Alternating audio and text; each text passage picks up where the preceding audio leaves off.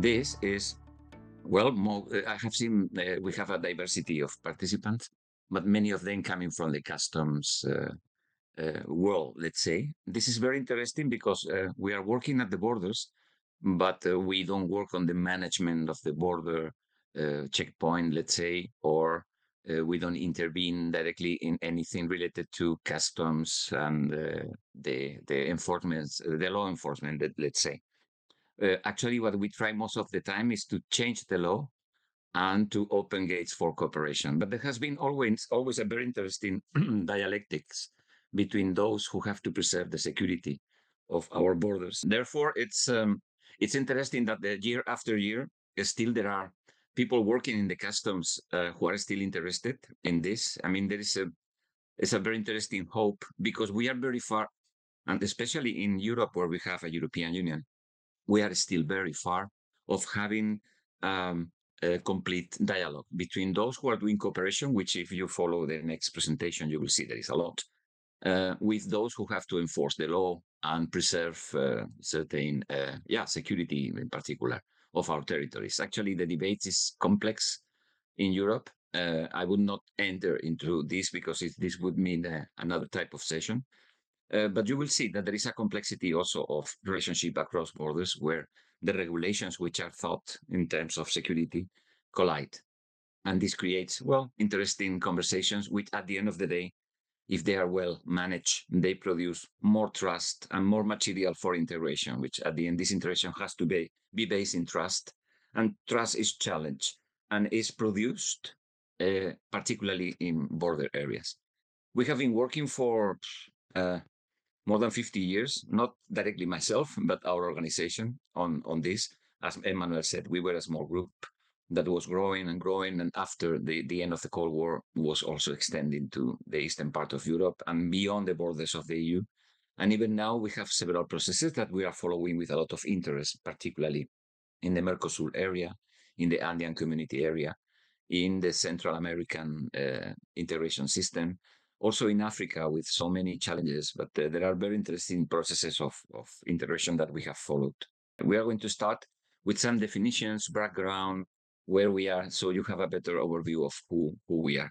There are a couple of slides which are in Spanish because I do a similar presentation in Spanish, but in December.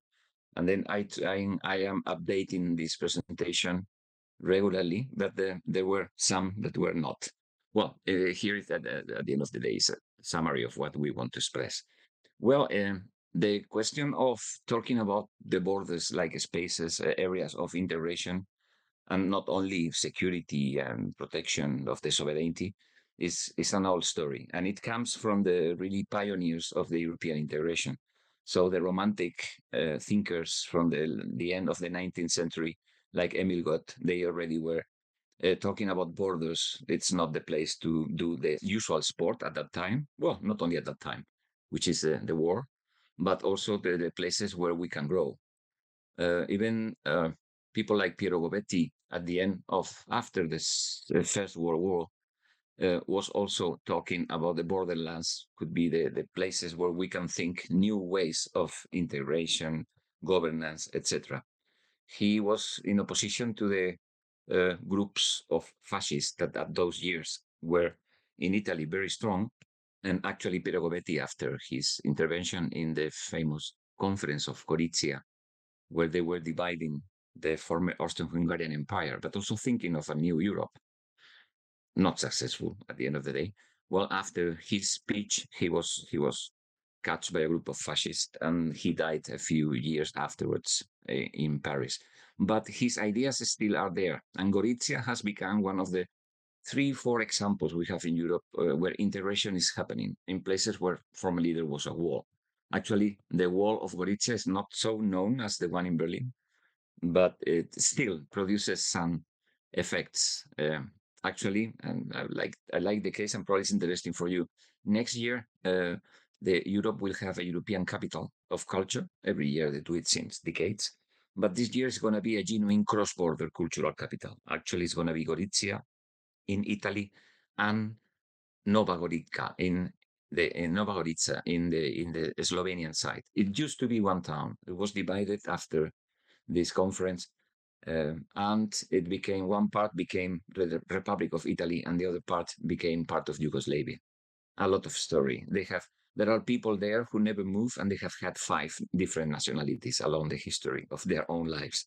So, well, fascinating area and a great laboratory to explore how trust and personal relationship behaves across these restless borders.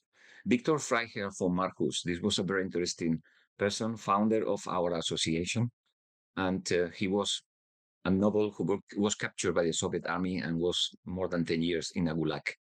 And during this time, he was writing several essays about how the ideal geography of Europe should be in order to avoid conflict. And he found out that borders were, in most cases, the fact where borders wars were happening. What it was an idealistic set of papers, and finally became a regulation of the Council of Europe in the 60s. So actually, they're real pioneers of legal regulations in order to let local authorities, for instance, to do what at the end of the day is international relation, even if if they are uh, cooperating with their neighbors a few kilometers away. But there was a big problem in Europe because of, at the end of the day, it's an international relationship, which is a competence of the state. Well, in the Council of Europe, which is a bigger structure than the European Union, they regulated a kind of framework agreement. So border municipalities could cooperate with their neighbors, and even they could put public funds, etc. It was not that easy, but Victor was one of the guys who started with all of this. I had the opportunity to enjoy his last years of life, learning a lot about his personal and professional experiences. A privilege, I should say. Alfred Moser is another great case. It was a German person who had to move to the Netherlands. He finally ended up in the European Commission. Well, this habit of smoking took him to have a very short life, but he was able to found the first Euro region, the first structure of cross-border cooperation between local authorities based on the regulations implemented by the Council of Europe. And they started in 1958, so still in the immediate post-war of the Second World War. They were already creating, especially from Germany. Surprise, surprise.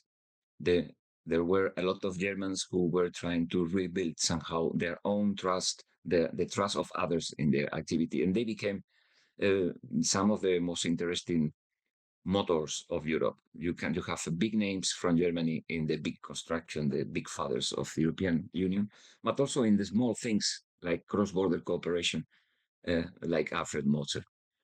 We pay a tribute to him because he was really a visionary. And thanks to him, now we enjoy uh, dozens of similar Euro regions all over Europe. Um, well, just to explain little by little what we are talking about, what we call cross-border cooperation is the cooperation between, is proximity cooperation. It's not that you cross the border and you go wherever to cooperate. No, the idea is to have in a logic functional area in both sides of the border, there is a lot of potential and there are a lot of challenges. There are many services that cannot be implemented because there is no critical mass of patients, for instance, to build up a hospital in one side of the border. But perhaps in the other side, they have the same problem. So we have an area of 50, 60,000 people without a hospital, and then they really are a critical mass enough, at least for European, North American standards. Then, but how to build a public hospital cross-border belonging to two different systems? This is possible. To get there, many things had to happen from these small structures in 2000. Sorry, in 1960, where there were six structures working until now. Many things happened, but now we have a framework that makes possible to have a public service like a hospital that is cross-border, located in one state, but providing service to patients, for instance, from both sides.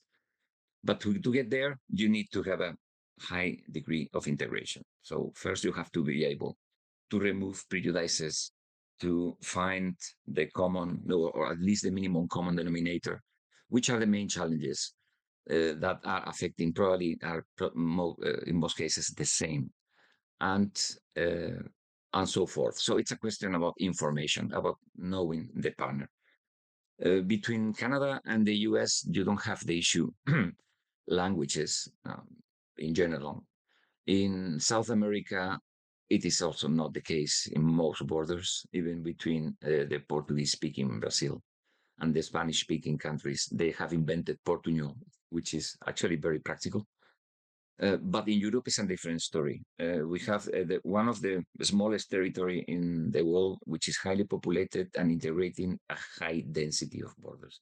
There is no other place in the world where you have so many borders in such a small place. And most of these borders, they have a history behind. So I don't know if it is good or bad.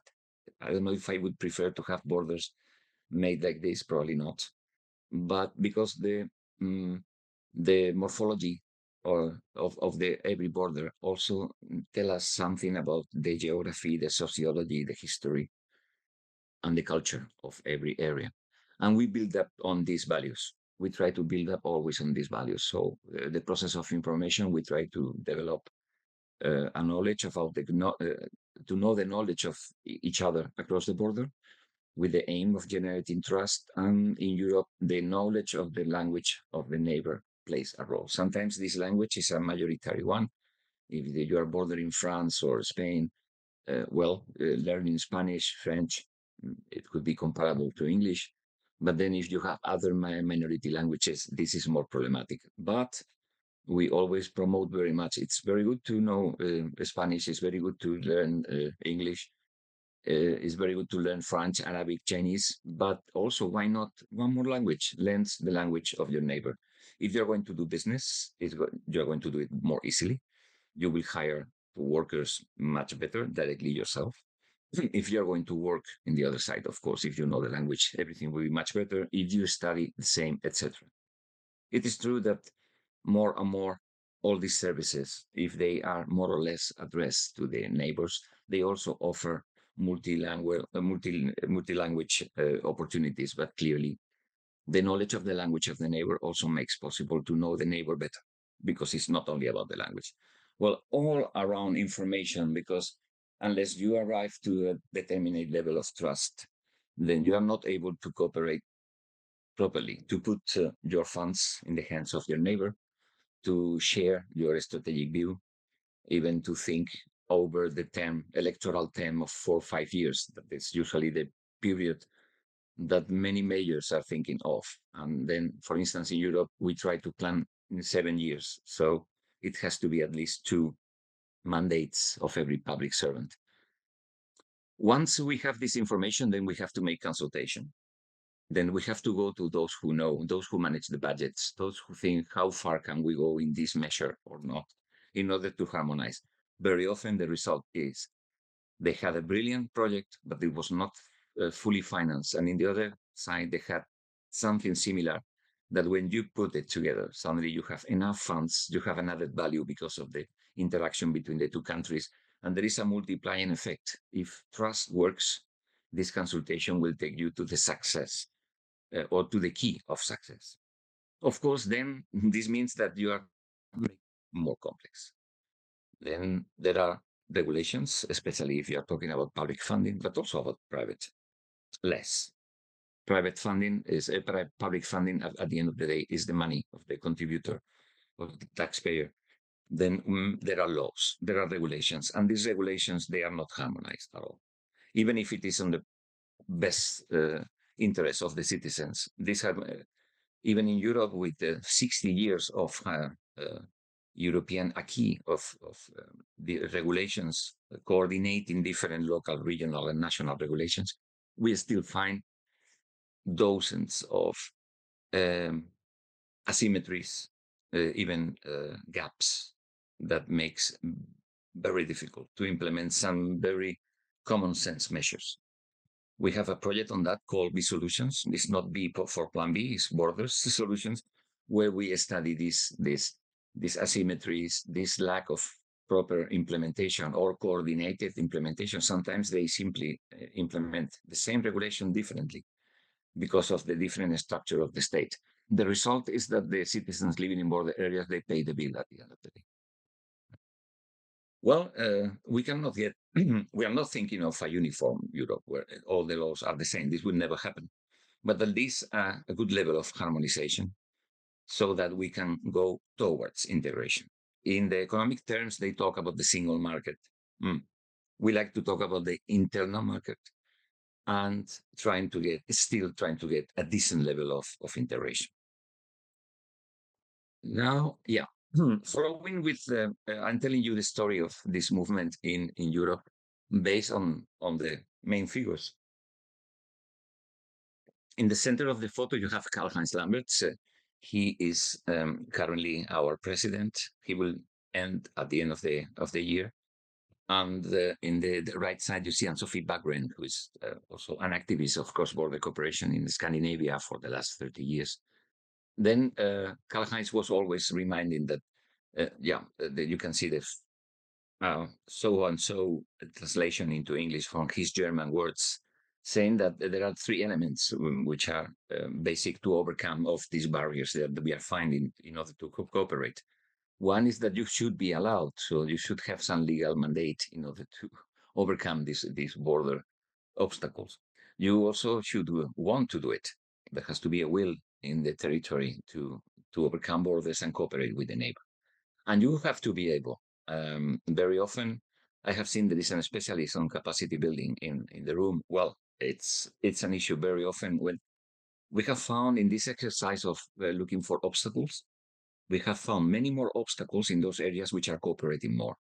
And some areas where we don't find obstacles, then we have seen that there was very little cooperation before. And then why? Because they have enormous issues there, because they don't have even the capacity to identify these obstacles, even to think over the possibility to cooperate in overcoming this and then making this territory not something absolutely left behind, but more central, at least in European integration terms, which is what we try to convince every local player. Borders, especially in the European Union, and I guess in other integration processes, could be central for these integration processes. Well, this is the inspiration we got from Karl-Heinz, and then we try to work on the three levels to be allowed to creating structures, creating platforms which are representative and can represent the interests of the population in border areas. Then checking really the will to cooperate. How? Testing the type of projects, and there is a growing number of them. We are privileged in Europe. We have a program called Interreg that is financing projects since 1990. And today there are around 30,000 projects of cross-border cooperation all over Europe. So, well, without this, then I don't know if we would be so willing and so able and etc. So, well, but well, we are privileged and we try to make a good use of it. And when you look at the budget for cooperation, territorial cooperation related to the European general budget, which is also ridiculous when you compare with the GDP of the 27 member states, where the share is really small. But it's a nice amount of funds that are guaranteed for 7 years, that the next 7 years you will know in advance if you will have it. And so you can plan projects which really are lasting for 10, 12 years in order to implement sound services. So it's there are so many little stories that are making little steps towards integration, and of course, far from the tradition of fighting across the border, at least in most borders, I would say. Well, then, yeah, the summary of this is that we come from a point in which border regions, we are talking about rural border regions, low populated areas, not talking about Copenhagen and Malmo or other cases like that, or Vienna and Bratislava. We are talking about these areas between Sweden and Norway, between also or these areas where with in the other border between Spain and Portugal, in the center of that border, or some many other borders in which they are somehow close to big cities, but they are not exactly well connected in the general transport network, for instance. And the secondary network, in some cases, was still thought uh, using the border as a protection, so they run in parallel to the border and not across. There are still some gaps like this. Or we have a huge river. In Europe, we don't have the rivers that you have in South America, and then in this case, or in North America. But well, in South America, I have seen some cross border areas where well, then building the bridge is an issue. We are talking about areas which are really out of the scope of many of the media, of the politicians when they are in campaign. Perhaps they go but there, but sometimes you have to make a lot of investment to take some public services to areas where you have the population which is very dispersed. There are parts of the world where in order to have the doctor properly attending the patients, you need to provide small airplanes. Then they can do it in Australia, but in other countries they cannot. So border areas, they need a particular attention, and we say a positive discrimination. How?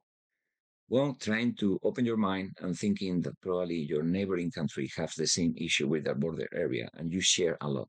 Just with this simple exercise, it's very easy that you can have some increase in the provision of services and decrease in the expenditure because these border services, when they are not provided cross-border, they are much more expensive. There are many studies. The main problem is that there is not critical mass of population enough at the end. They are not provided simply. What happened? Then this makes an enormous effect for people to leave, particularly young generations. So there is a double penalty. These people who are less ambitious or they have less opportunities, they remain. Those who are more talented, they leave. Those who are younger and have more energy, they leave. Those who have any opportunity to leave, leaves. How many they return? Not that many. Then there is a second challenge, which is to make again the territory attractive for those to return with whatever they have known. It's good that they leave, but then they should return, some of them at least. The reality in many border territories, particularly in Europe, is there is a growing aging of the population. There is a more demand of services, and well, the solutions have to be taken, like in many other challenges, in common with other authorities, but particularly with your neighboring. If you are going to protect the forest that is cross border, then how it is possible that the forest is on fire and your fire brigade cannot cross the border because you don't have the frequency or whatever, or you don't have the paper. And this happens. There are borders in the internal market of Europe where in these cases an airplane with water does not need to ask anything. If it is in the next 50 kilometers of the border, they can simply take the water and go there and extinguish the fire. And in the next border, they need to ask a permission that has to go to the capital and then get the authorization. Perhaps it takes 20 minutes, but sometimes takes days.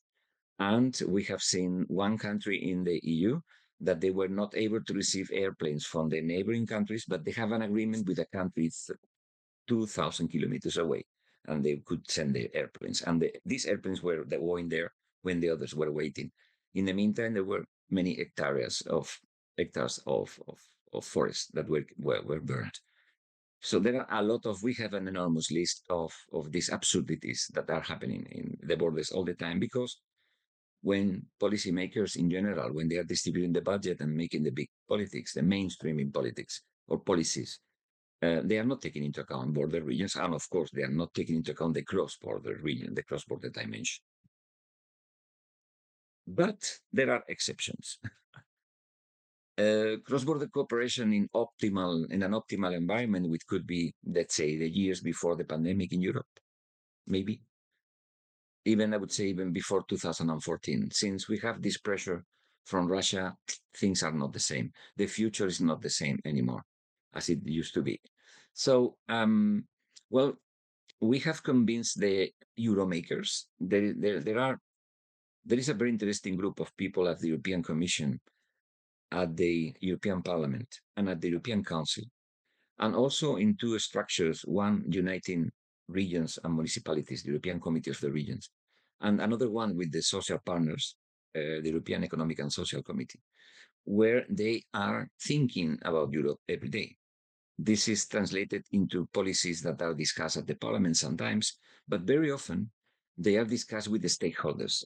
Europe, I think, in a very intelligent way, they have developed a system of consultations which is systematic.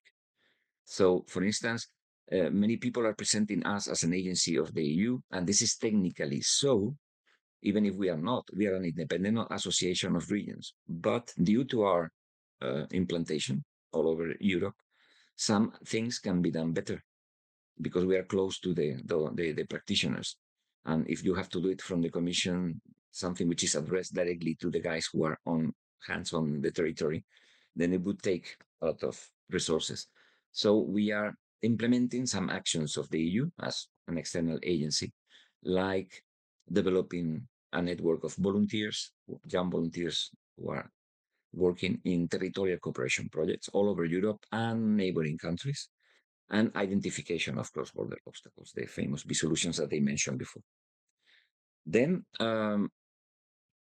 well, you can see this is an ideal situation. We are receiving money which is renewed every 7 years. We are talking about 6 billion euro, which is distributed made very often with 100% financing. You don't need to co-finance, and in the worst case, you have to co-finance 10 or 15%.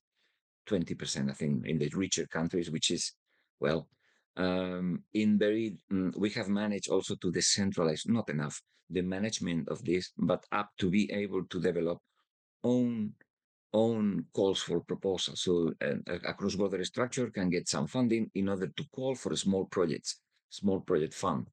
So the people can ask for 5, 6,000 euro, $6,000, $7,000 to implement an exchange between schools, small things with a simple form. You don't need to make big paperwork, and you can guarantee your citizens associations, etc., that you are going to have this in place for the next years. And and every border in Europe is full of these cross-border structures which are able to do the 30,000 projects that I already mentioned.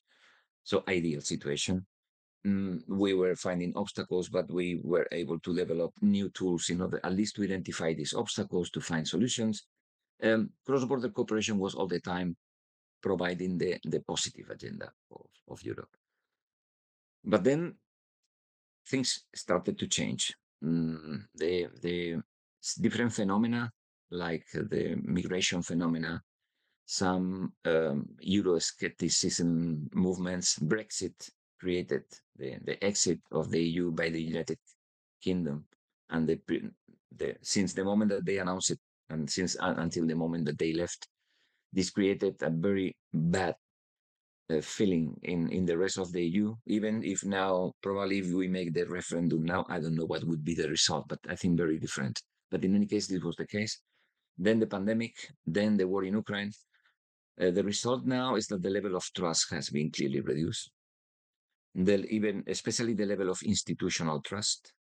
I'm not talking about the citizens, but probably yes. But the level of institutional trust, which is something we can measure in the amount of own public resources which are invested to co-finance this and that, has clearly decreased. And the messages. There are a group of researchers searching even in the news, the tone when referring to the neighbor. And during many years, this was a tone of cooperation, of understanding, etc., with growing pages in local newspapers using the language of the neighbor towards a completely different type of language, even in some cases, a kind of pre-bellic language, which is something very dangerous in border areas, really dangerous. Then this has created that some of the interventions that were promised has not taken place, creating a lot of frustration, and then more brain drain. It's very border areas are, especially rural ones, without a university and some industrial area in around, that are very fragile, and then people will leave very soon if they see there are no chances, either if you are a young person looking for your own career, or if you want to establish yourself with your family, etc. So really challenging. And then even the new challenges, climate change, etc., energy issues, then create additional challenge to this area. The access to ICTs.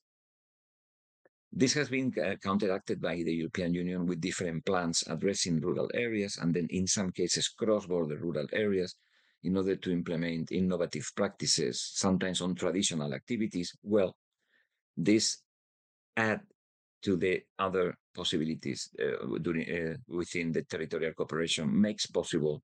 I think you will learn more because you will have, I think there is a panel with two persons who are working in the European Commission directly on this, one on the internal borders and the other on the external borders. So it's very interesting to see. And they communicate very well. So there was, you can see, suddenly the optimal situation has become something very different. And now the key word is resilience, how to increase resilience, because now it's not one crisis or two or three. It's a poly-crisis situation in which even also affects border areas very much. This proliferation of fake news, it creates sometimes it revive prejudices from the past towards the neighbor, which in border areas sometimes break very weak links that have been developed for the last 20 or 25 years. And suddenly, a bad news in a wrong media can create really, really big problems. Well, this is happening every day. There is some reaction. There is a kind of cross-border civil society that is reacting somehow, but they are also there are some areas where this is really a phenomenon that needs to be at least, I would not say controlled, but at least observed with a lot of attention. So, well, cross-border cooperation is not a national priority. The number of people voting, the population in the EU which are living in border areas is one third, but in general, the distribution of the population it's much more around big cities, and it's much more popular and sexy to talk about urban policies than about policies in border areas. Even rural policies in general are much more interesting for policymakers at the national level. So we will never be a national priority. But as long the national priorities converge more and more with the European priorities, then perhaps they realize that integrating the border regions, that suing the scars of history, it's probably a very good exercise to promote solid integration from the really bottom, from the grassroots level. So there are other objectives that we have been talking in Europe for 40 years, and there is no clear solution yet. For instance, defense or foreign policy. So, but clearly, this is a complex process, and we can feel privileged of being at this situation. But yeah, we would like to have more. And recent challenges, particularly the war in Ukraine, is creating a very bad feelings. So some people are asking for more nationalistic approach. Let's protect ourselves. And we think that only with a united Europe and more integration, we could be overcome. Because what is the question for us? You know, we are idealistics. So you can say, well, but can you say that? Yeah. Well, we were cooperating with the Russian regions bordering the EU until very recently. And we aspire to return to this cooperation. There are good Russians, I'm sure, and we were cooperating very well, and especially between Ukraine and Russia, they were cooperating. So we aspire to a new situation in which peace will prevail, and we can return to cooperation with Russia. Otherwise, the scenario is any scenario in which we don't cooperate. We are not able to cooperate together of course, in an EU where Ukraine is part of it, with to cooperate with Russia, with China, with whoever. Uh, a future without cooperation is a very bad scenario that we don't like to promote, and we can afford that because we are supposed to be the idealists of the European thinkers, whatever. So, but actually, we think we are right. So that's why we keep on working. Well, we are not talking about creating new administrative levels. I think I will repeat this several times. We are talking about including this cross-border cooperation in the whole strategy of integration that should be assumed. It is already by the European institutions, but not that much by most member states, because we are talking about a gesture of, how to say, of solidarity with the European project, even to seize part of their own sovereignty into a major project to the top for the integration of Europe. You can renounce somehow to part of your sovereignty at the same time that we also demand to renounce a little bit to the sovereignty in favor of the regional or local level, especially in border areas where it would be interesting. We have some regions in Europe who manage the healthcare. So for them, it's easier to agree with their colleagues in the other side of the border if it is also the region. But if it is the nation state, then it's different. And in other cases, the management comes to the mayors of so to the municipalities. Then this type of asymmetries, then we need to solve it through a European intervention, not creating a new cross-border level for no. It's possible. It's very possible to coordinate, keeping the every administrative level, but just coordinating the implementation of the services. The question is to include cross-border cooperation as other aspect of your work. There are no exclusive competences, and there is no competence that could not be assumed. There is no activity, especially public activity, that would not be better if at least cross-borderly coordinated. At the end, is a good example of what multi-level governance, which is very much repeated in at least in the European jargon, and sometimes it's very theoretical. But this is clear. This happens every time that the mayor agrees with the mayor across the border that they are going to manage together or jointly their waste, and this happens growingly. Every mayor is moving the respective authority. In one side of the border, maybe it's the ministry. In the other side of the border, maybe it's the province or the Bundesland or the Comunidad Autónoma or the prefect. And finally, they agree. There are many. How?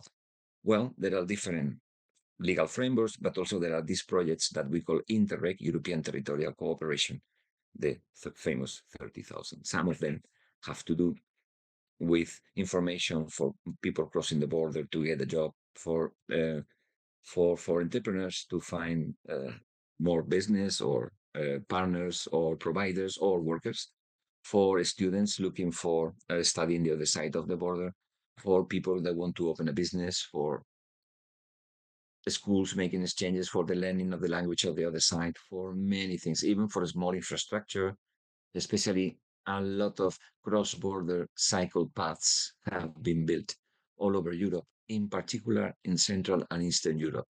You can see most of the Iron Curtain, if not the whole Iron Curtain, is now a cycle route. And actually, the whole wall of Berlin around here is now a cycle route. So it says more than providing a route for people to play a sport. No, it says a lot because you can see people from still now less, but still you could see a few years ago some former American soldiers, for instance, from Canada or from Australia, coming to the Berlin Wall and then doing the route and with the other generations of their families explaining how Europe looked like 100 years ago. So it's much more than building an infrastructure. They are building understanding, they're building history, they're building a memory, and perhaps they are building a peaceful future. So I think that our work is even much more important than ever. So we have a few words which you will find very often when reading our papers, and subsidiarity, decentralization, and integration. But at the end is we have more.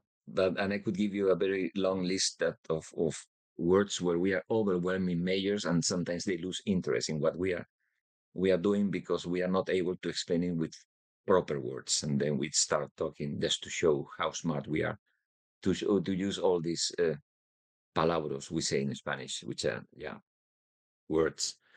But they're very important because subsidiarity means that the services should be delivered where they are more efficient. And decentralization is an instrument. It's not decentralization per se. Sometimes you have to recentralize. There are services that perhaps are better provided from the capitals, or I would say even from Brussels. Why not? But very, very often, the public services are better provided at the local level, at the county level, at the province, at the region. It's very important to have a proper decentralization according even to the culture of the country, the capacities, etc. And implementing good subsidiarity and a smart decentralization in a process of European construction, then you will have as a result integration. And integration means that you can measure this in terms of GDP, increase of jobs, wealth, etc. There are studies that back in this more or less, but also common sense. We know that we are talking about a diversity of cultures. We have the experience of the EU, and even we will never have a uniform Europe, but we are trying to get a harmonized Europe. The objective is to consider the whole cross-border population as a critical mass when thinking of a public service. But please don't build 3 airports in a territory of 40 square kilometers. With one will be enough. We have the example of the airport in Basel. Emmanuel was mentioning Basel at the start of this session. The airport has a Swiss name, which is not a member of the EU, by the way. But the name of the airport is Basel Airport, BSL, but is built in French territory. The ground was French. And I think that most of the money was German or German and Swiss. So it was a very good solution. Now there is an airport which is providing service to this northwestern part of Switzerland, to the southwestern part of Germany, and to this area of France, which the closest airport is not a big one. So this is a good airport, but it's a symbol. It's an airport which is trinational. And it was an excellent opportunity, an excellent occasion to show trust between Switzerland, France, and Germany. This says a lot more than the airplanes that are landing every day there. And why? Because they have a critical mass. There are more than 50,000 people crossing the border every day from France to work in Basel and coming back by tram. And another good amount, not that many, but a lot coming from Germany, from the Lorach area, also by public transport. So there is a critical mass to do this tram. There are many other cases. That is, Strasbourg also has one of the tram lines, runs until the German side over the Rhine River. It was a question of common sense. When you are there and you are the mayor, you can see it. You only need to have trust on the German mayor, sit down and plan, because extending a city tram network over the national border is not that easy. Is not, I can promise. So what we are talking at the end is about decentralized cooperation. It's a form of decentralized cooperation because very often we are cooperating without the intervention of the state. And this is also the case when we are going to follow any processes in other continents. So we are supporting some processes in South America, for instance, and there it's the departments of the regions which are doing decentralized cooperation with non-EU countries. Then they're also providing technical assistance to know more or to measure what they are, because very often they are doing cross-border cooperation, but they don't pay that important. It simply happens. It was very interesting. We could do another session, Emmanuel, on this. I think you're thinking about that. To comparing the Latin American experience and the European one, because the European one is public driven, it's driven by European policies, funds, etc. While in South America, particularly, Central America is different, but in South America, very often you have a lot of uh, private input and civil society. It has been very interesting. It's true that some of the borders are cutting some cultural links, which are very difficult to. So this is also the case in Africa, where the borders implemented by the Europeans were not exactly well. But this is another story. Very interesting anyway to see this exchange that is happening between, particularly Europe and South America. There are plenty. I will show you a map in one of the next sessions.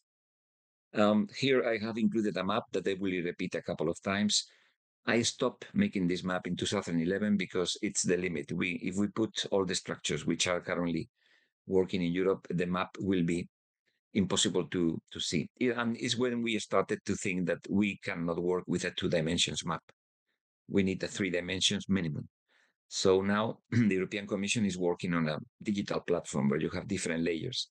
and then we can separate these big structures from the small ones, from the new EGTCs. Well, I will tell you a bit more about this when we talk about some details of the European cross-border cooperation on the daily basis. But I wanted to show you this, the concentration of structures in some parts of Europe. Look at that. And these borders, if you look back to the history, how many battles, how many times Napoleon or Hitler or Julius Caesar or others crossed these borders, or Attila, of course. Now you all of them, and there are more. We stopped putting new dots, new spots in 2011. But these frames that you see there, these are ETCs. They have multiplied per 4. The regular circular structures are Euroregions. The red ones are members of ABR. The green ones were not yet. But you can see how all these borders are completely surrounded by Euroregions. There are more than 150 Euroregions which are active. Very interesting cases. Very interesting type of construction of that has come from the very bottom. Local authorities and civil society, they have united forces across the border to solve.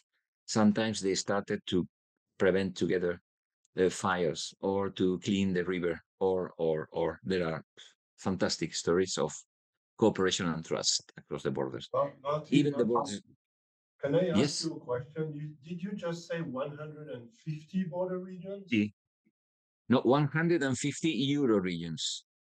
Euro regions. Euro regions. So this not EGTCs, which is the legal form for cross-border cooperation implemented by the European Union, which is That's right. a structure of public law, but Hmm. Euro regions, associations of municipalities across at least 2 countries, uh, mostly through private law. They are the Euro regions created like the one in Gronau. These are around 150, which are active right now. So that's very many more than what Matt Morrison was discussing yesterday when he said 56.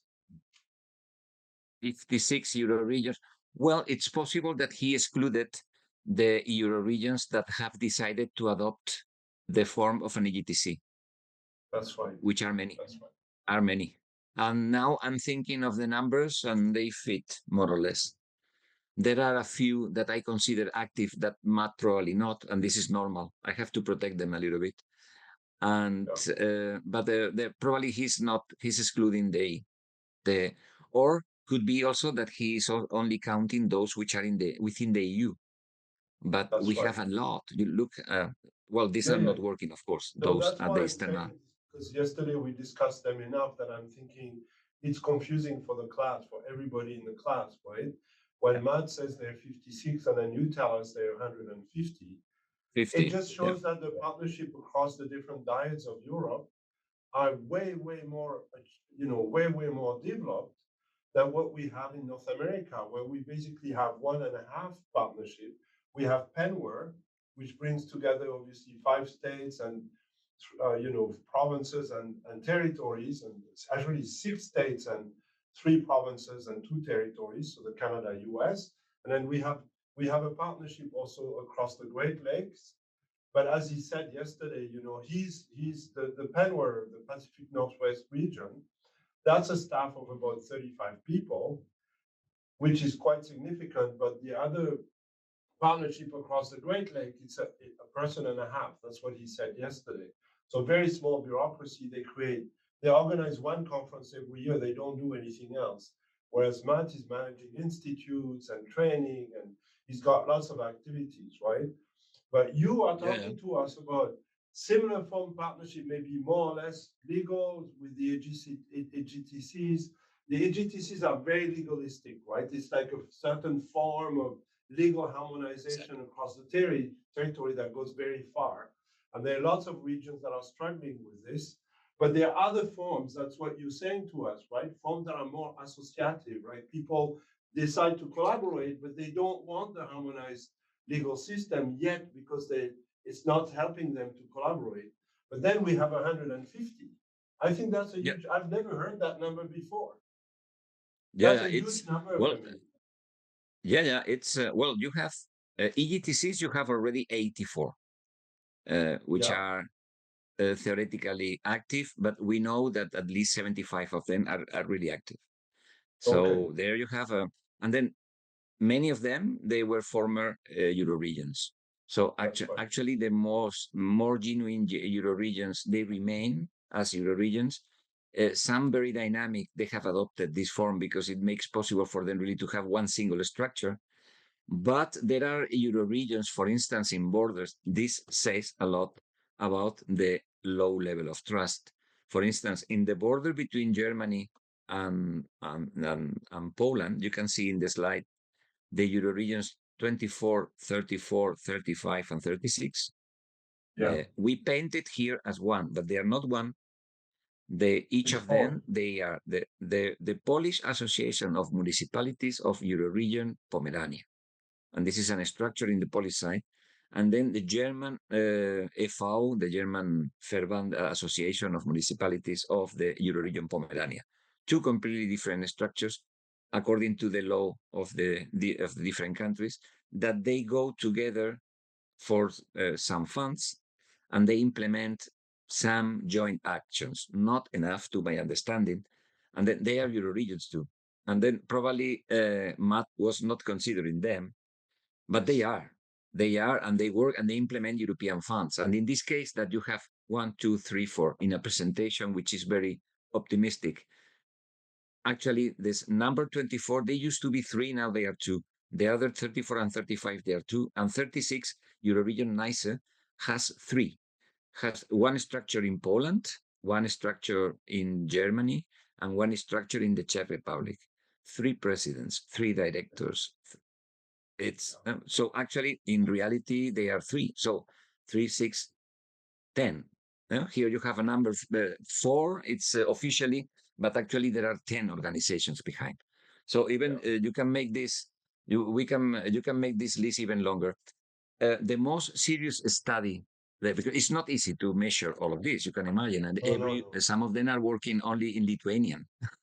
Then what one of the best studies, the most serious I have seen in the last years, was made by the University of Barcelona, I think 2018, where they identified 360 structures and active some more than 200. But there he was including EGTCs, Euro regions, and some operations which are very particular, like the hospital in Sardinia that you know well.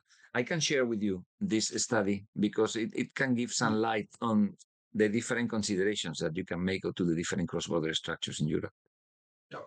You know, just, I mean, that's kind of the side of the class, but I think for our database, we should actually start to enter, we should create an algorithm of data sets, and we should actually enter the 300 different structures with their functions and their governance. Because I think for the class here, and I think I have lots of students who are taking the management course, they have their own structures at home, right? For instance, I was thinking about Faith, who talked to us about this on Monday across the Lake Victoria in Africa.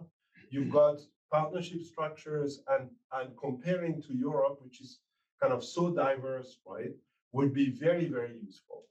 And especially for fellows that come in this course to understand the various forms. Like, how do I proceed if I just want to partner on one very tiny function? Or how do I partner, on like 100 different state functions? And how do I manage my regional level and my state level? And how do I, interact with the, let's say, Union of Africa, like or Mercosur, right? The kind of pan-regional level. That's one of the Exactly. difficulty. Also, Edison, for instance, who is here in the class, he was saying to me, he's really interested, but what is going on at sea, right? And I know there are some cross-border regions who are looking at partnerships at sea with across the Baltic Sea, for instance, and so on and so forth. So I think we really need to do more research on this thing. And I Yeah, I never think, realized that there were so many. I don't know why, because that's my area. I have never seen that map. Anyway, thanks so yeah, much, Mark. it's, I'm yeah, interrupting, there but are, just I'm but like this stuck, means, surprised. that this means that even this means what we always say, that we are also not communicating well, because look, we already have 100 members which are active. Of course, we are also, our members are not only euro regions, they are also border regions, so the regional government. But anyway, I think yeah, well, I think more than 56. But I can imagine where Matt has taken his figures, and we will have a chat. I think. Anyway, Thank you so for much. you, I think you have the solution to what you have just said at hand, because Ricardo Ferreira from the European Commission, he is now. I don't know how indiscreet I am, but I think we can say about that. He's leading a project in which they are trying to develop this famous non-two dimensions map. So a kind of platform where they are first they have established a single map that we are going to use to reference whatever that is happening in cross-border cooperation in Europe. We will reference to that map. So we have already agreed on something important, because we were using different maps and then it was a disaster. Then they are including all the information that we have, dividing in different layers. Euroregions, local euroregions, let's say proximity euroregions, other euroregions, like you can see in this slide, the number 9 in the center, which is the Danubian euroregion, or there are also with the name of euroregion structures which are very, very big. So we differentiate this, the Baltic cooperation, the Danubian cooperation, things like that. Then the euroregions properly, those which are active, with links to their websites, with links to their registrations, etc., and even to their projects. And then another layer with the EGTCs, with the European Groupings of Territorial Cooperation. And even another layer for Eurodistricts. There are a lot of Eurodistricts and Eurocities, which is even smaller. You cannot put it in this map that you have in front of, because we are talking about, yeah, small municipalities working together and they have a partnership. And there are plenty of them. So the Commission promised to come by the end of this year with a prototype where they are including all of this. And we are stressing from the very first day that they should be in contact with the activities that you are doing around the dyads. Um, it's true that we're coming a little bit out of the scope of this presentation today, but it's important that we find this, because there is a very good map with a lot of information, that if we were able to combine this with the information that you are gathering, which has all of the value that you are gathering the same type of information with the same system all over the world, I think the product would be an excellent material for all of us. So I would stress very much that the guys who are working on this, they should get in contact with you. And Okay. then Thank you for so the much. audience, uh, sorry, Emmanuel. Yes, please go ahead. No, no, I will say thank you very much. No, yeah, I think this is something which is, I think, basic. Actually, we were preparing a new map. We were putting our people to think how to go into a map which is not the traditional map. Of course, has to be something digital, because things are changing very often.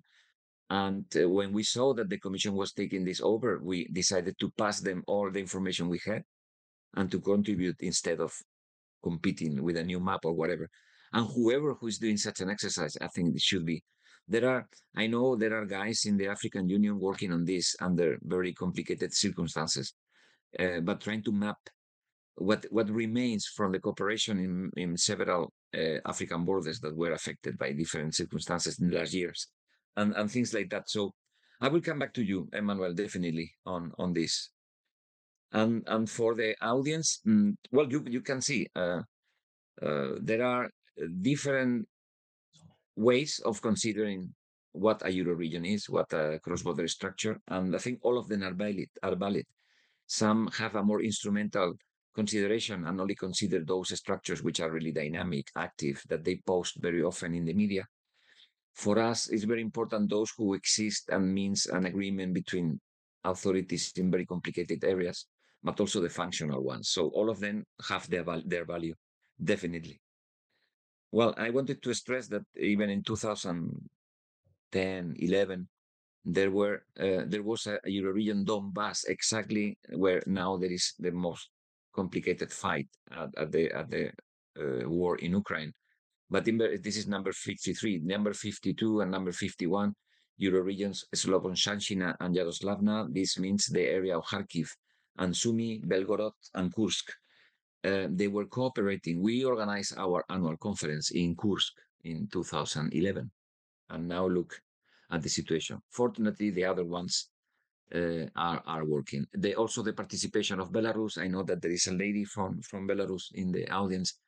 The Euroregion back was also a very interesting example where you had Ukrainian, Belarusian, and Polish partners. Now I think the Euroregion is working only with the Polish and Ukrainian partners.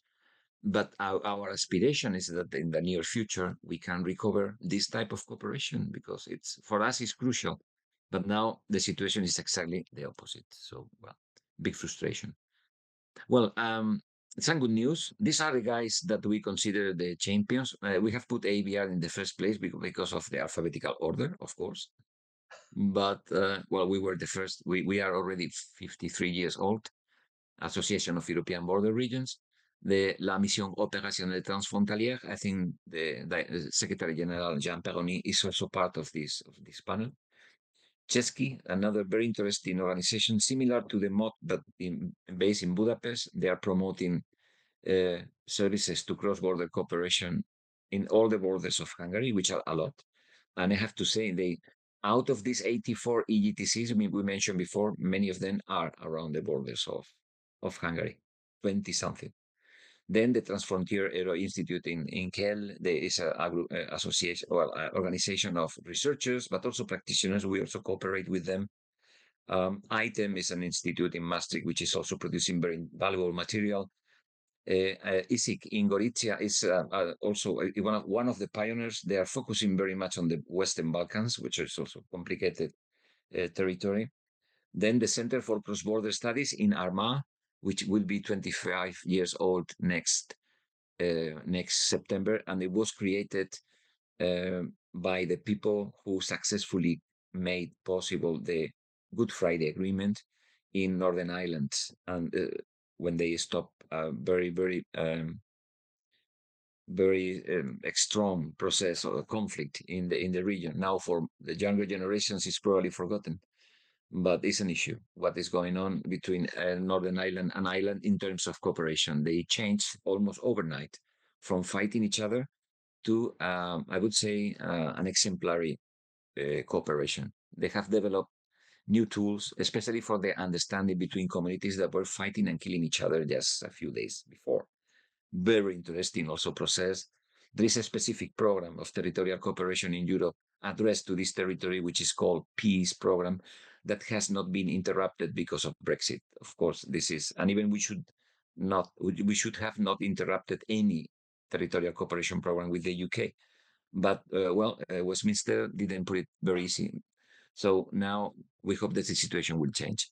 And then we have Nordregio, which is the research institute of the Nordic Council of Ministers, where I have to say they also have developed a very particular way of cross-border cooperation. Actually, they have 12 cross-border structures. They have a particular name that I cannot remember now. They are not Euro regions, but they function like that. And some of them are even so old, like the ones I have mentioned before.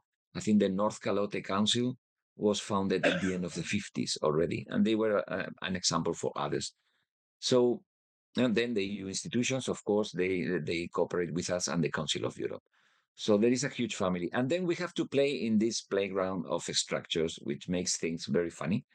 Yeah, because we have the Council of Europe is 46 members, but the EU is 27. So it's completely different structures. And then we have the EU Customs Union, the Eurozone, the economic space, and then some small associations, the Benelux, the Nordic Council, the Visegrad Group, and others. So it's sometimes it's complicated to go into this labyrinth, but if you are able to move yourself good into this labyrinth, the lobby work is very easy, especially when what you are selling is a good product. It's about prosperity, peace, and stability in terms of integration, so which is quite easy. Anyway, this was fantastic in the times that the EU was a very good process of integration. Now, after Brexit, after the crisis, the Europe is less relevant and even our processes. So now we have to be competing even at the cross-border territories. And then we have included some of the elements of discussion of the process of globalization that we also have to implement in border areas. But this is perhaps going too deep right now, and it's not relevant, I think, for the discussions. Then I think we can go through the break because I wanted to say a few words about the European programs. I think they are going to be explained by other speakers. So I will go very fast. Only that you should know that we have all these maps here. They are available for you. These are the territories which are eligible for cross-border cooperation programs in the EU in the current period, 2021 and 2027. And in the left side, I have included the map of 2014-2020. You can see not many differences. Then here are these are the programs of transnational cooperation. It's not cross-border, but transnational at a wider scale. And then we have these are the programs with the external borders. These were the programs in the previous period. These were the programs with Russian participation. You can see 7 programs, well, actually plus 2, 9 programs. These are the current programs of in the what we say the instrument for pre-accession for external borders of the EU with countries that are candidates to be members of the EU. And in the right slide, in the right image, you can see the map of programs called Next, Interreg Next, which are at the external borders of the EU. Many of these programs, this was planned before the invasion of Ukraine. After the invasion of Ukraine, Russia was expelled from this, and then you can see all the programs that have been cancelled or consolidated with other ones in order to make something new. But of course, it's not anymore about promoting cooperation between Estonia and Russia, Finland and Russia, Latvia and Russia, Lithuania and Russia, etc. Big disaster. This is a bit demediated set of programs. These are the remaining. These are the programs with the in the current period with the pre-accession countries. Mostly, as you can see, it's in the Western Balkans and then Turkey. And it's a new branch that has been opened with outermost regions, those regions belonging to the EU member states, which are remote from Europe.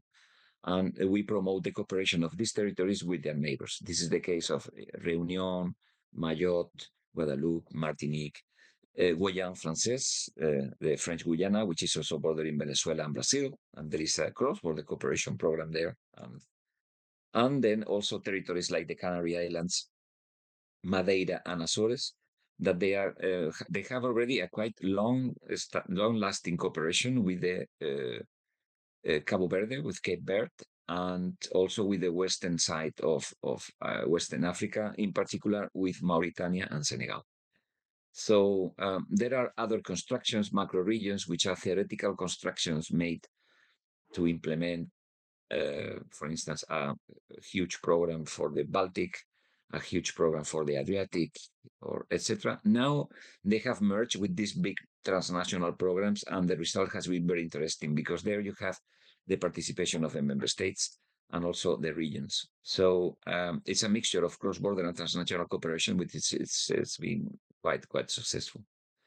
And I think that we are, yeah, we wanted to show you, but we have talk about that.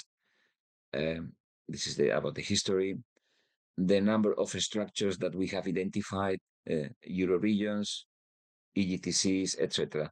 Around 20 in the 60s, around 40 at the beginning of the 80s, around 120 active in the year 2000.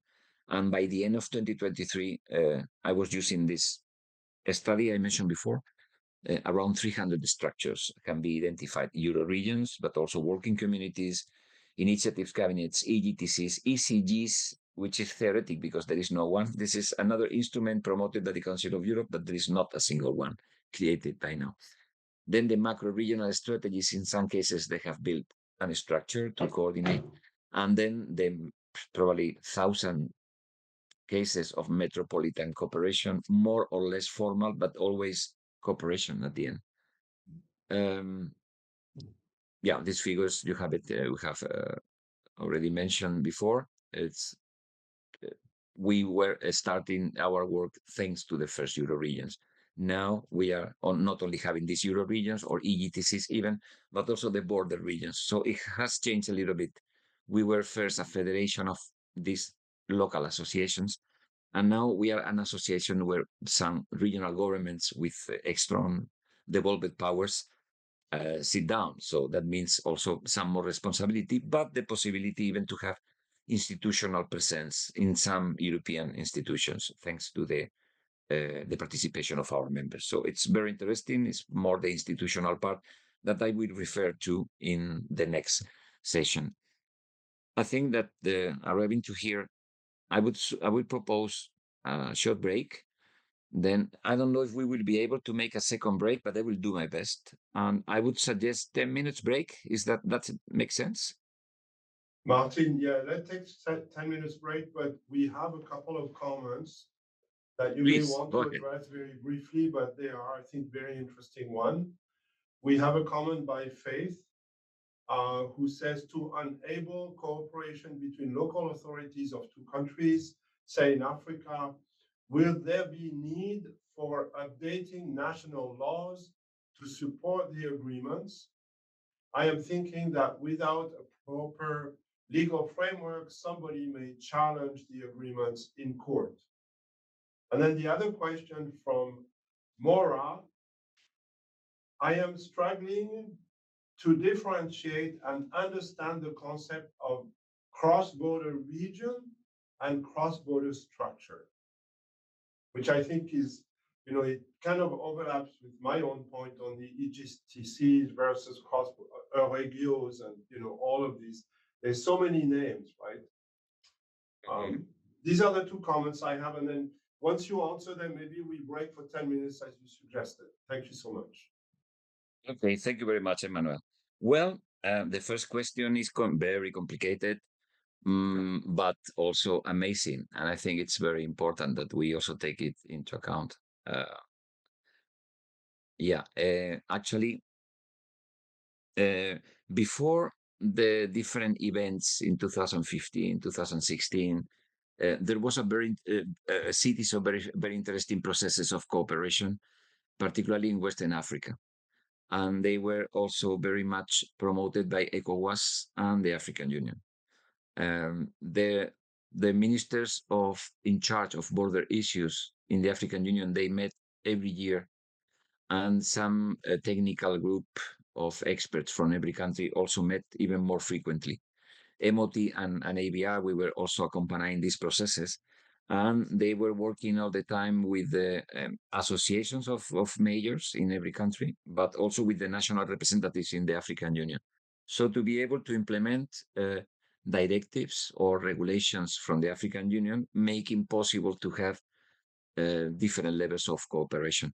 We found out, first of all, they found out that in order to have proper cooperation, first they had to establish where the border was, because this process of demarcation and delimitation of the border was very, very weak at that time. And then, thanks to a project financed by the German cooperation, they started to demarcate and delimitate borders properly. We started with something like 25, 30%. And last time I got a message from there, they were over 70%.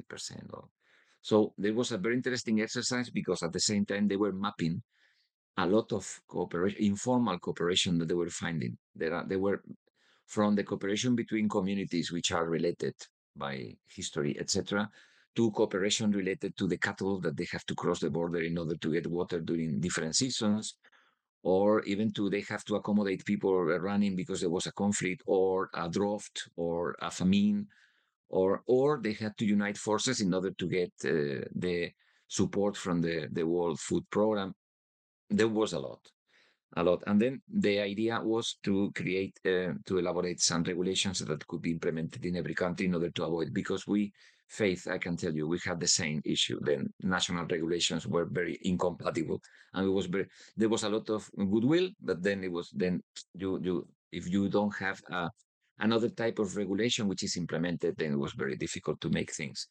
So yeah, we we know that they have been challenged very much. Now we are trying to retake the contact, and but there are many people in the different countries, in the African Union, and also in the RECs, in the regional economic communities like ECOWAS, but also that they are doing a lot. I know also that in Eastern Africa, there are also some processes. I know less from there because also some conflicts were affecting very much the issue. And then where I really know that there was the other pole of cooperation where things were running very well and there was very interesting agreements was in the south. I think Zimbabwe, South Africa, in the area of Zambia and Mozambique. Definitely, I know they're doing a lot of things. But my favorite, I have to say, and I think now is not the case, was between Mali, Burkina Faso, Niger. In this triangle, there were many things happening that we think now they're going back, especially with the new changes in government, etc. So, but yeah, you have pointed at one of the main issues. And regarding someone else who was asking to differentiate cross-border region and cross-border structure, yes, it's difficult because we are sometimes referring to the same. Actually, what here I stress always is to differentiate between border and cross-border. So a border region clearly is the border, is the region which is close to the border, but from the border to here, and could be a historic, traditional, or administrative region. A cross-border region yeah means to consider the other side. And then in terms of what? Well, proximity, relationship, history. There are many elements. Now we want to define even these cross-border functional regions in which there are one depends from the other in order to achieve whatever. That's more complex constructors. But this is the idea to differentiate between border and cross-border to open the mind for cross-border. And then regarding region and structure, yeah, then cross-border, we know that this when we are talking about at least two territories from two nation states. And then the region will be the territory that we are talking about. That could be as small as two towns, which are twin towns. Perhaps in Europe is very frequent. You have a town that was one and now is divided. Then this is a cross-border territory. It's not a region; will be a cross-border city. But this is the idea of region is in terms of territory. And when we talk about cross-border structures, we talk about these structures that have been created to promote cross-border cooperation, where many of them are called cross-border, but not all of them are really cross-border. Some of them, as I explained, they are split over the country A branch of association, whatever, and the country B branch. But in other cases, they are genuine cross-border. They are cross-border structures, and even they were cross-border structures before it was possible to do cross-border structures like these first Euro regions. They promoted that the supranational structure and political structure like the Council of Europe would determine some regulation in order to make possible because they were absolutely illegal, let's say. So cross-border region would be the territory, cross-border structure would be the tool that you use to implement your program or your strategy across the border. Okay, well, I have a long presentation that I will skip with what is the second part. I would like to show you. Okay, how I have to share my screen. So I'm still fighting with the. Martin, we have another question that came up during the break. I'm just Okay, going to read it briefly. Can you give please. us a brief idea on a new branch in Interreg 6D, the outermost region, which indicated on light green in your slide because it indicates countries connected uh, um, in my region, Asia. So it's I guess they are partnership with countries outside of Europe in Asia, where I would like to know a little bit more about the plans and progress. Yeah, well, this is there was a slide. I will come back to this slide, which is this one. Yeah, we share my screen. That's a really This, good question. yeah, all party, exactly. And then let me arrive. I think you see it here. Yeah, we see that. Thank you. You see the, do you see the my screen, the slide? We see the slide. Which one do you want to go to? Yeah, there is some security issues. I will go to the Perfect. one outermost Yeah, here. that is it. Yeah, Thank you. it's you're welcome. Then the question was particularly related to the Asian part, right? Here you Yes, can it's see in, all right. okay, yeah. Then you can see is the countries which are colored in dark green or light green are the countries eligible because they are bordering outermost regions of the EU. So that means territories of the EU member states which are considered part of the EU, but they are very much far away from the continental Europe. It's the case of La Ile de la Réunion, the French. Then they cooperate with Madagascar, and there are others in the channel that they're cooperating with Tanzania.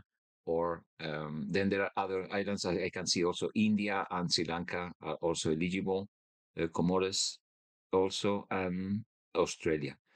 These programs are very small, but they are also promoting cross-border cooperation. But in this case, you can see it's not proximity at all, because in most cases it's about maritime cooperation. But we have the experience that I explained also with the Madeira Azores Canarias program that they have been able to develop a very sustained cooperation, particularly on capacity building for the people who are in order to avoid forced migration, also the care of the migrants and asylum seekers, but also some joint operations to promote um, economic activity. So it's quite interesting the case of MAC. I know less about the programs in the Indian Ocean, but well, we can provide more information if there is a particular interest. We can provide you with the link where the European Commission is publishing their reports. They have some progress reports of the implementation of the current programs, etc. And there is a very interesting database where you can find all the cooperation programs that have been implemented in Interreg. Then, if you put for instance, one country, even if it is a partner country which is not a member of the EU, then you will find all the projects which have been implemented in that country. The database is called KEEP with Keep, and it's implemented, is managed by Interact, which is an agency that a program which is also working in Interreg. I hope this information was what you expected. Yeah, thank you. Thank you so much. Okay, then thank you. I will close them now because I have to divide the presentation in several pieces. Otherwise, it was hard to. Okay, then here I have number 2 that they wanted to share. So I will activate. Yeah. Okay. So here we are. Well, this is a presentation which I will run very fast, just for you to know that we have this information available. But I think it's going too deep and too boring for someone which is not dealing with cross-border cooperation. So for most of you, I think the most interesting part has been, I hope, the first one. But here you will find again, well, we give some more detail on our members. Here you can see we have already 100. Then which are our tasks, which I'm somehow define. You can see the institutions that we are working with in the European Union.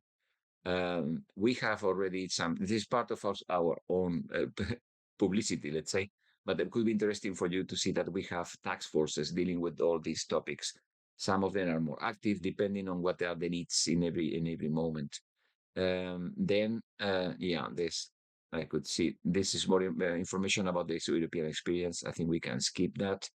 And then, well, we have included also our annual topic. Every year we choose a topic that we developed, and there are word presentations, some papers about all these topics, which you can see they go from cross-border labor markets to the youth, to the periphery, but some aspects like cross-border labor markets and other similar issues related to services which have to be provided across the border are repeated every several years.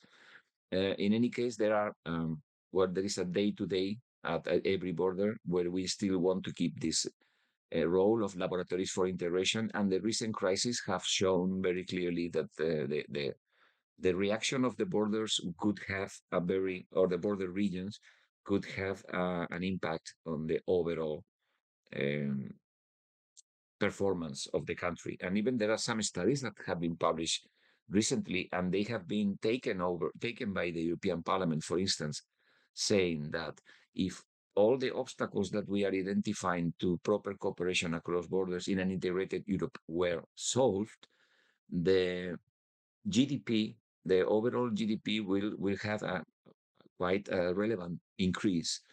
There are some 400 billion euro that could be mobilized as additional wealth to these territories, and more than 2 million jobs could be created in border regions.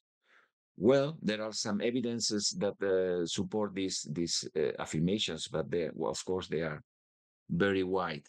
Anyway, it's clear that there is a clear added value of the cross-border cooperation, which would increase the opportunities of the territories, and then will affect positively the member states where they belong, but also the European integration process. This is something that then, in this sense, we are working on two main projects. I think I mentioned before.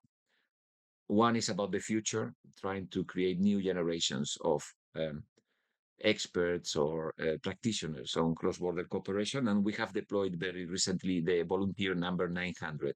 So we have been able to deploy 900 youngsters in different projects, also in the outermost regions. So the citizens of these countries in the EU, but also the citizens of the countries which are eligible, if they are between 18 years old and 30, they can do they can do a volunteering experience in any of the other projects. So someone from Madagascar could apply for a project in the EU, and vice versa. But of course, most of the volunteers are deployed in the core of the projects which are happening within the EU. And the second, it's about the B solutions, identifying obstacles to cross-border cooperation. This has been a fantastic project because every obstacle that we identify, perhaps we are not able to solve it overnight, but it creates awareness, it creates a lot of dialogue, and sometimes even this spontaneity around the process that we have initiated, then the solution is found sometimes in a very imaginative way. In any case, people are talking about the obstacle where the obstacle is affecting the economic activity, the labor market, or whatever, and it's moving things. I think it's supporting also this cross-border civil society that has been defined by some scholars. And there we are. Here, there is more information about these resolutions, but I think you don't need to get it. There are other projects identifying cross-border public services, and here you have a few examples of cross-border public services which work, like a cross-border hospital, like the tram, like fire brigades, cross-border fire brigades, even at the external borders of the EU. And then, well, now the keyword is cross-border resilience, and we are working together with the Mission Opérationnelle Transfrontalière on identifying pilot cases in Europe to be supported with European funding on cross-border emergency preparedness, on spatial planning, proper cross-border spatial planning. This is not that easy. And cross-border energy communities, a new construction trying to build up communities which are able to develop their own energy plans and strategies in a cross-border way together. We are talking again about rural territories with little access to renewable energies, or they don't have critical mass enough, etc. And then we apply again the same system, considering also the neighboring territory, trying to, as a whole, the cross-border region as a whole, in order to implement cross-border initiatives, in this case on energy. Very interesting, but it's absorbing so much time. In general, this is our commitment with the European Green Deal, trying to make border regions, which in many cases, particularly close to here to Berlin, they were the main activity was the coal mining, and now one of the first zero cross-border, zero emissions cross-border region has been identified by the European Commission very recently in a former cold territory between Germany and Poland. The commissioner came, but it's very interesting the message that this just transition from really fossil fuels into an economy based on a completely different source of energy is possible, even in this area which is close to Silesia. So it's really possible. Well, I was going to talk also about how challenging is communicate this. All of this that we do, we look very magnific. At the end, it has very little echo in the media and even in the mainstream in the speeches of the big decision makers. Well, we keep on doing. And then I have included here a review that we made about the different aspects of the added value that cross-border cooperation has in continental, political, institutional, socioeconomic, and sociocultural terms. So there are some elements about um, European cohesion. But then if you want to know more, you can see the presentation, you can get in contact with us. We have a lot of papers supporting all of this. And I will jump very quick to the last part, which is number 3. Here it is. And then with this, we will connect with the practicum. Also, I will go let's see if I can share it. It looks like yes. Compartir. Here. Yeah, this is about what we call cross-border cooperation gets global. I have seen in the chat that there was someone talking about the border between Haiti and República Dominicana. Well, actually, this is one of the borders where we have not been able to intervene, but we know that there are French organizations working there, but even a Spanish cooperation agency from Andalusia has also identified areas of cooperation between, because there are very few cross-border cooperation areas in the Caribbean. This is one of the very few. There is another very interesting one, which is one of the outermost regions, which is the French territory of Saint Martin, which is half of an island in the Caribbean, is a French territory and is considered EU. But the other part, half of the island, belongs to the Netherlands, but it's not part of the EU. There are some territories which are part of EU member states that they have decided not to be members of the EU, like Greenland or Faroe Island. It's also the case here. So then we have a half an island, which is the territory of France, and half an island, which is a territory of the Netherlands, but it's not probably because of their degree of autonomy. And then this is one of the cross-border land areas of cooperation together with Haiti, República Dominicana, which is in this case is not Interreg, but this is the object of a lot of decentralized cooperation. Not enough, to my understanding. Probably there is an issue also with the language, but I think also it's a question of the scope of cooperation. Sometimes IT is very far, which is I think is a shame, while República Dominicana, which is more developed, is more the object of cooperation. So something is not really working well. The approach of Andalusia going cross-border, I think, is very interesting. Well, there are a few. I wanted to share with you a few maps, particularly just to get an overview of what we did. I have to be frank. When the financial crisis 2008 2009, many of the European border regions started to stop participating in many networks. They were not able to travel, even within the EU, because of restrictions in expenditure in their authorities. And then organizations like ours, that at that time we didn't have big EU projects and we were living from the fees of our members. Then we started to almost collapse.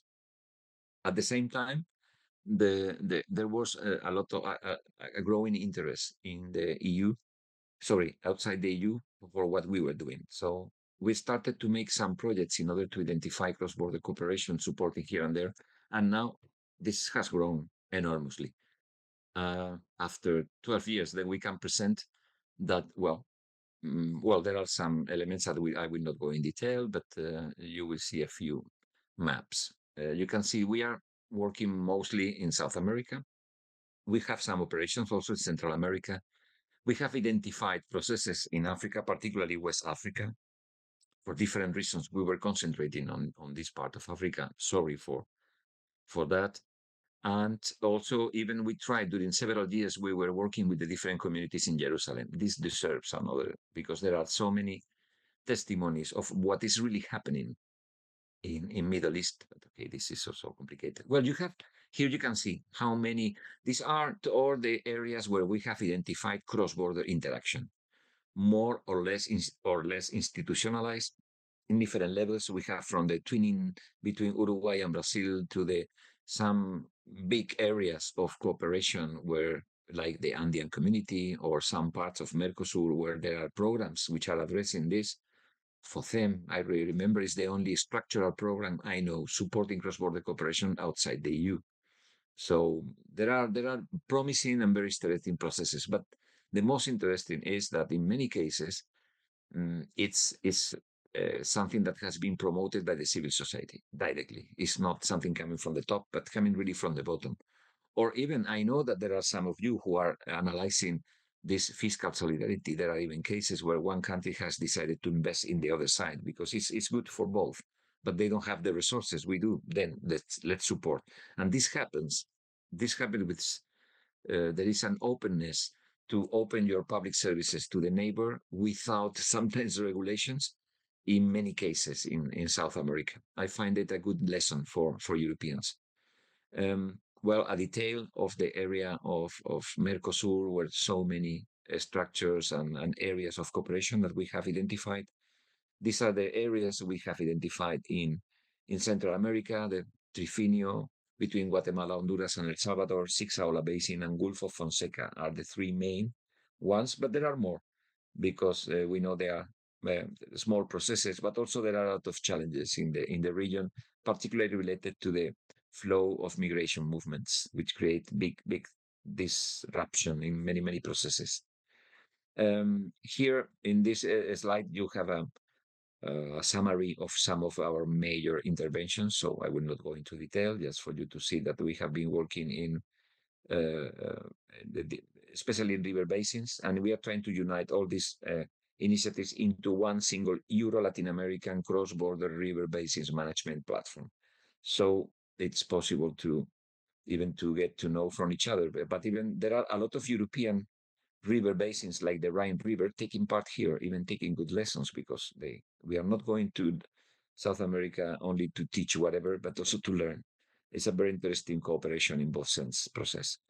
There are more also with the Titicaca Authority, which is one of the very few really cross-border binational authorities. Of course, it's managed by the national governments, but there is a strong participation of local authorities.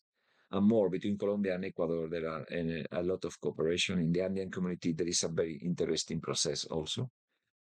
And we have identified political will at all levels of cooperation. They see very clearly the benefits of cooperation.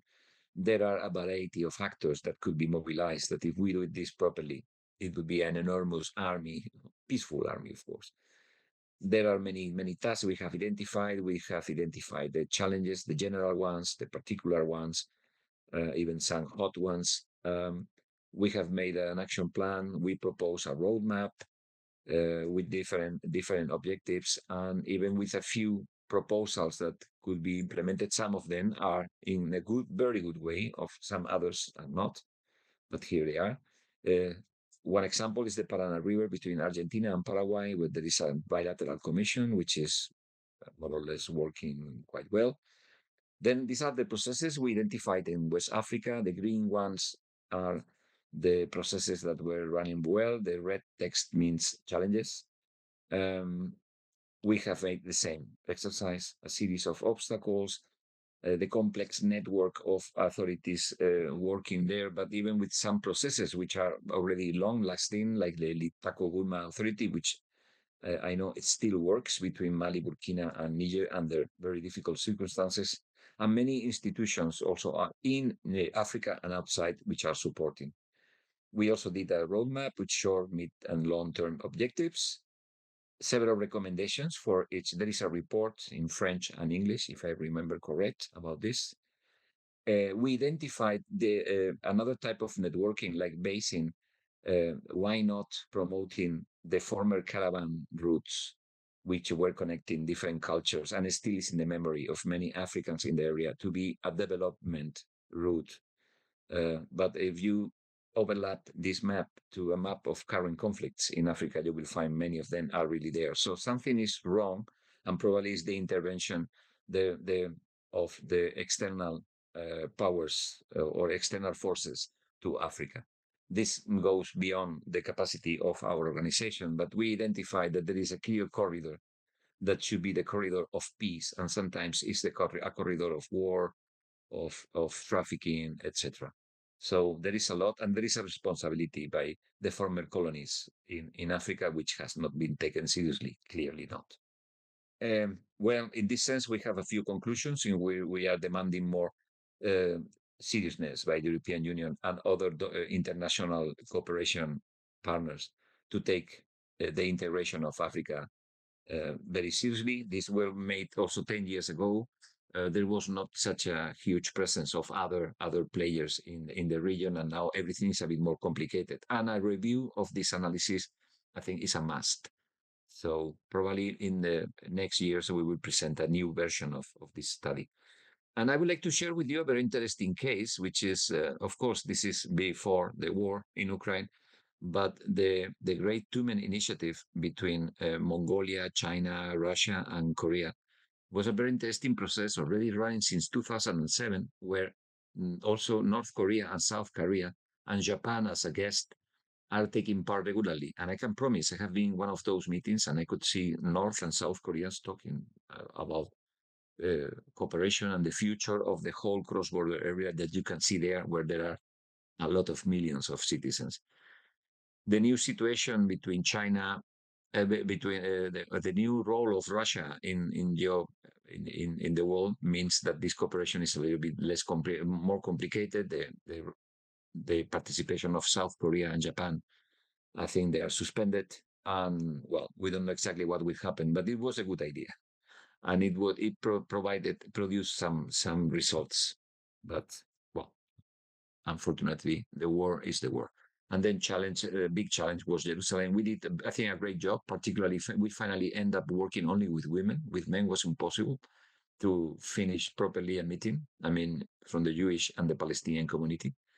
And in one of the exercises, we were addressing only associations of women, and we found several projects. Even a couple of them were implemented, very interestingly. But the situation in Jerusalem does not give us security for the people who are working there, and even the stability, because we don't know exactly what's going to happen in the coming months.